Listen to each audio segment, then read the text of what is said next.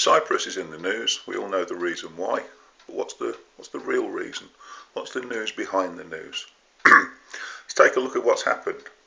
Cyprus, a small nation in the Mediterranean, sought bailouts from the European Union. EU said okay, set them some rules, which they haven't managed to keep. Cyprus has gone back for another bailout. The EU have looked at them and said, okay, the only way we're going to give you this money, you take 10% out of everybody's bank accounts,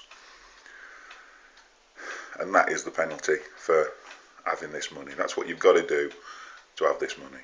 That has got to be one of the last gasp attempts of a failing government to actually stay in power and maintain the economy. The question is, what comes after that? Has the Cypriot government made sweeping changes? Changes that will affect their deficit, changes that will affect their austerity plans, that will make a positive change to their country's economic outlook.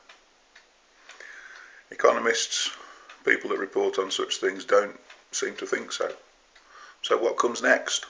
Well, I think it's pretty obvious what comes next. What comes next is the possibility of these large European governments looking at little Cyprus and going, off you go, leave the EU, go on, we don't want you. You're not good enough for us anymore. I think personally that Cyprus is being used as a tester for Greece. The economic situation in Greece is far larger than the one in Cyprus, and it isn't changing any for the better either.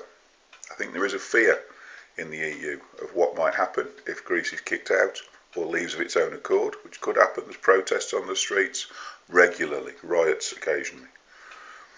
And I think personally that little Cyprus is being used as a tester. What sort of protests do we get when we impose this levy on people's bank accounts? People's personal bank accounts, money they've already paid tax on, it's in their account for Christ's sakes. It's their private wealth, the private money of the citizen just being taken by the state just because they can, because of their own failed policies. What sort of reaction are we going to get to that? How badly are they really going to kick off? Looking at Greece, I would say it's a different ballpark. They're really going to kick off should it happen there. And as I say, if Cyprus doesn't turn things round, what mechanism will be in place, what will be put in place for an orderly, as they call it, leaving of the Eurozone, remaining in the European Union, but leaving the Euro, the financial thing. Then you've got the devaluation, hyperinflation, possibly, excuse me, etc. economic woes that Cyprus will have to go through for a few years, up to a decade, before they get their economy sorted out. It's going to be bad. It's going to be bad for the people of Cyprus, no question of that. As I say, it could be very bad news for the people of Greece as well. And I think that is the story behind the story. Thank you for listening.